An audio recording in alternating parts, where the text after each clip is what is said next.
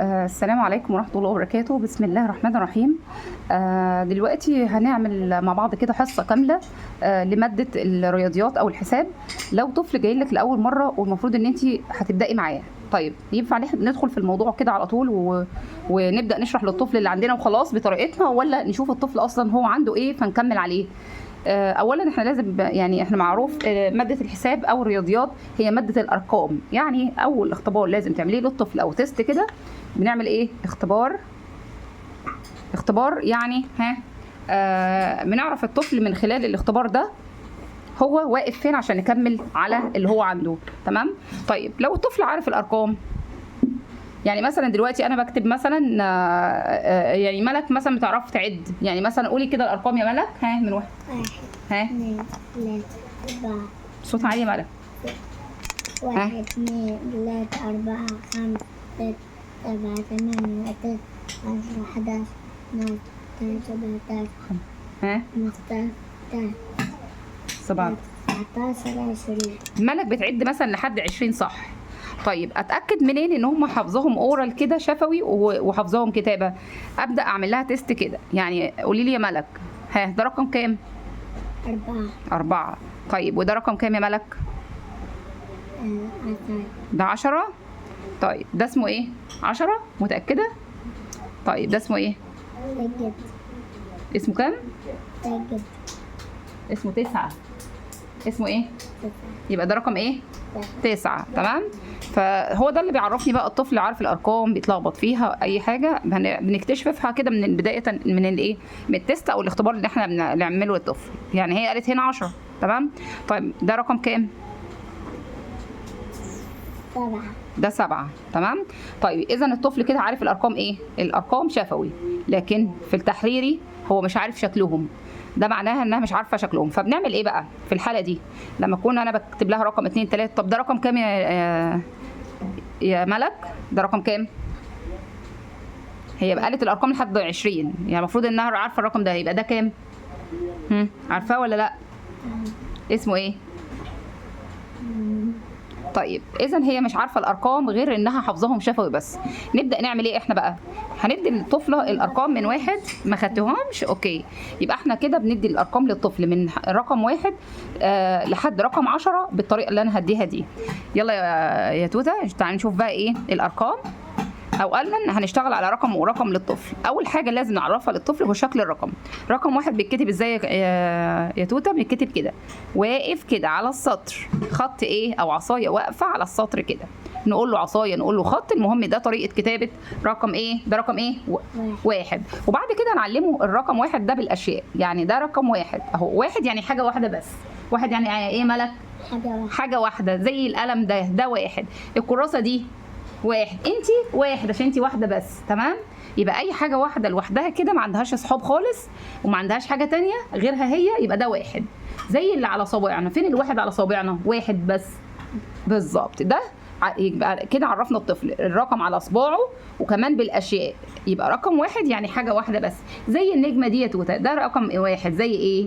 زي النجمه دي، نجمه واحده اهي. تمام؟ ده رقم ايه؟ 1. ده رقم ايه؟ 1. في بقى رقم 2 عامل كده خط واقف وخط نايم. عنده خطين عامل كده، خط نايم كده وخط صاحي. ده رقم كام؟ 2. رقم كام؟ 2. ورهم لي على صوابعك.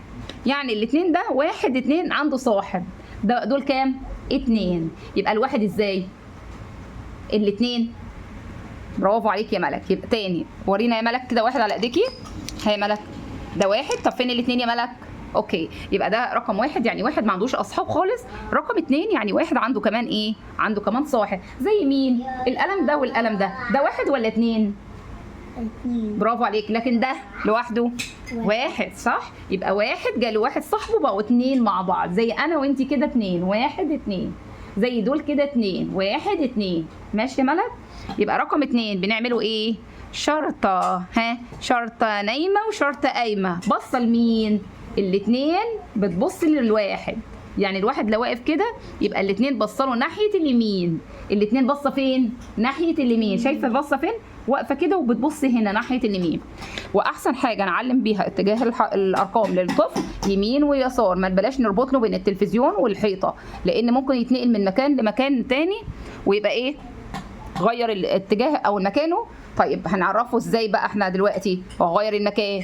هو ماما كانت بتقول رقم 2 اللي بيبص على السرير او بيبص على الحيطه دي. طب الحيطه دي مش موجوده، يبقى احسن حاجه اليمين والشمال دول معاه على طول، مكان ما يروح هم معاه، دول اللي بيحددوا لنا اتجاه الحرف وباصص يمين ولا شمال. يبقى الاثنين باصه ناحيه ايه؟ اليمين. الاثنين باصه ناحيه اليمين. شايفه باصه فين اهي؟ تمشي كده وتقوم نازله. تمشي ازاي يا ملك؟ ها تمشي كده وتروح نازله. ده رقم 2. الاثنين زي ده 1 2 ادي وش ودي كمان وش. كم دول؟ عدي كده يا ملك. ها 1 2. انما ده ايه؟ 1. اوكي، دي الارقام 1 و2. هي ملك عارفاهم بس ايه يعني شويه بتتلخبط فيهم، فاحنا بقى هنثبتهم معاها. الواحد واقف مظبوط، الاثنين بتبص ايه عليه. شوفي واحد اهو، الاثنين بص عليه. نحفظ لهم الارقام باي شكل. يبقى احنا كده عرفنا اول مهاره بنعرفها للطفل هي مهاره العد، ان هو يعد بايه؟ بالاشياء او بالاصابع. تمام، ويعرف ايه طريقه كتابه الرقم واتجاهه. بيكتبه ها من فوق لتحت زي العصايه دي كده، نبدا من فوق لتحت، ما نديش فرصه للطفل يكتب كده من تحت لفوق، لا نبدا من نقطه فوق وينزل بيها تحت. العصايه كده تبدا منين يا ملك؟ من فوق وننزل تحت. طب هنا دي ايه؟ تمشي ايه؟ تمشي شويه وتنزل العصايه، تمشي شويه وتقوم نازله. اوكي، يبقى ده رقم كام؟ 1 ده وده 2. شطوره يا ملك. يبقى ده 1 انما ده 2. شاطره يا ملك. تمام، ونكتبه للطفل ان هو يكتبه اكتر من مره على اساس ان احنا نعرف برضو خط الطفل في كتابه الارقام كويس او لا. وتاني حاجه كمان ان هو ايه؟ يتعلم يتعلم الاتجاه الصحيح، وان هو يلتزم بالخط والسطر والكلام من ده. وتدريب الكتابه برضو تدريب مش قليل، تدريب مهم. طيب نيجي للنقطه الثانيه بقى. هندي كم بقى دلوقتي؟ هندي رقم 3 و4. احنا النهارده هنشتغل على اول 5 ارقام مع ملك، على اساس ان ملك شويه حافظه الارقام، فهي محتاجه بس نثبتهم شكلهم معاها. تمام، فنقدر نشتغل معاها ال5 ارقام الاولى وندي عليهم تدريبات الحصه الجايه كريفيجن او مراجعه، ونرجع نديها 5 ارقام جداد. تمام، نشتغل لغايه رقم 10. تمام، لما نشتغل لغايه رقم 10 وحفظتهم شكلهم وبتعرف تكتبهم كويس وبتعرف تعد بالاشياء او بتعد بالاصابع، نبدا نديها عمليات على ال10 ارقام دول. كل العمليات هنشتغلها. ايه هي العمليات اللي هنشتغلها؟ جمع، طرح، رقم السابق واللاحق، الترتيب، ايه الكومبير او المقارنه بين الارقام الكبيره والصغيره، سواء بالعلامات اللي هي اكبر من واصغر من، او سواء باختيار الرقم الكبير او اختيار الرقم الصغير. وكمان هي ايه؟ التسلسل. عشان كده لازم نحفظ الارقام للاطفال من 1 لحد 10 متسلسلين، يعني 1 2 3 4 5، يعني يبقوا حافظينهم عشوائي لو كتبت لها اي رقم، وكمان حافظينهم بالترتيب اول 10 ارقام. وهنعيد كل ده ان شاء الله مع ملك تاني، وان شاء الله انتم مكملين معايا اكيد هنعرف في المراحل اللي بعد كده هنعمل ايه. طيب ادي كتبنا رقم 1 و2، ونبدا ندي تدريبات على رقم 1 و2 دول. ازاي بقى؟ خلينا نخلص الارقام كلها الملك وبعد كده هنكتب لها تدريبات عامه عليهم كلهم. تمام، طيب دلوقتي رقم 3 بنعمله ازاي يا ملك؟ بصي ال3 عنده كام سنه؟ 1 2 3، ومن ال3 ننزل ايه؟ سنه كبيره خالص ونوصلهم ببعض. يلا رقم ده كام؟ 3. رقم ايه؟ 3. بنعمله كام سنه؟ 1 2 3، نوصلهم ببعض وننزل كده. اوكي، يبقى 1 2 3 3 سنات. الثلاثه 3 سنات. ال3 عندها كام سنه؟ ما عندهاش غير 3 بس. بصي عدي معايا يا ملك. ها 1 2 3، بس اخر سنه دي طولت منها خالص بقى، عندها سنه طويله خالص نزلت لحد تحت. بصي اهي، يبقى 1 2 والسنه الثالثه نزلت لحد تحت ووصلناهم كلهم ببعض. ماشي يا ملك؟ طيب ده رقم 3. تيجي نعد 3 على ايدينا. يلا ورينا 3 على ايديك. لا اهو 1. بصي هنعد كده يا ملك. يلا عدي زي 1 2 3. دول 3 يا ملك. فين 3؟ انا عايزه 3 بس. ايوه دول 1 2 3. عديهم تاني. 1 2 3. طب فين الاثنين بس؟ برافو، دول 2 بس. طب فين 1 بس يا ملك؟ 1 لوحده. برافو، 1 لوحده. برافو. يبقى كده عرفنا ملك على الاصابع. 1 ده شكله، الاثنين ده شكله، والتلاتة ده شكله وهنحتاجهم بعدين في حكايه الرقم السابق واللاحق. اقول لها طلعي 3 على ايديكي، هاتي لي مين اللي بعد 3، تقوم فارده صباع كمان تقول 4 مثلا. اقول لها مثلا 4 مين اللي قبله، تقوم مخبيه صباعي. اذا يبقى انا محتاجه ان انا اقول لها طلعي 4 تطلعهم على طول، طلعي 3 على ايديكي تطلعهم على طول. مش محتاجين ان احنا كل شويه تعدهم من الاول لغايه تجيب رقم 3 عشان تطلعهم على ايديها. لا هي حافظه شكل الثلاثه كده يا ملك. الثلاثه ازاي؟ وريني 3 على ايديكي. شاطره. دول ايه بايديكي اليمين، دول 3. وفين الاثنين كده؟ نطلع الاصابع للطفل حسب قدرته قادر يطلعهم ازاي، ما نغصبهم عليهوش على وضع معين انا عارفه اعمله عشان انا بتحكم في ايدي. لا يبقى 3 كده يا ملك، دي ابسط طريقه. الاثنين كده والواحد كده. اوكي شطوره. يبقى الواحد ازاي يا لوكا؟ شطوره، واحد كده واثنين والثلاثه كده. ماشي يا ملك؟ الثلاثه كده. شاطره يا ملك. ده رقم ايه يا ملك؟ 3. طيب ايه الاربعه بقى عامله ازاي؟ 2. مش احنا بنعرف نكتب 2 ماسكه في ايدها كمان 2. يبقى الاربعه 2 و2 اهي 2 وماسكه في ايدها ايه يا ملك؟ كمان 2. دي اسمها كام؟ 4. تعالي نعد هنا الثلاثه. طيب 1 2 3. طب الاربعه عامله ازاي يا ملك؟ عدي معايا. 1 2 3 4. احنا شغالين مع الطفل ايه؟ مهاره العد ومهاره ايه؟ العد على الاصابع وبالاشياء وكل حاجه لحد ما نثبته ونثبت شكل الايه؟ شكل الارقام على للطفل في دماغه تثبت كده. الاربعه اهي 2 ماسكه في ايدها 2. الاربعه 2 و2 ايه يو والثلاثه 3 سنات. ايه يو الثلاثه ايه؟ 3 ايه؟ والاربعه 2 وايه؟ 2 و2. الاربعه ايه؟ 2 و2 والثلاثه 3 سنات. ايه يو طيب يبقى احنا عندنا رقم 3 سنات والاربعه 2 و2. الاربعه 2 اهي 2 وماسكه في ايدها 2. ماشي يا لوكا؟ طيب اوكي.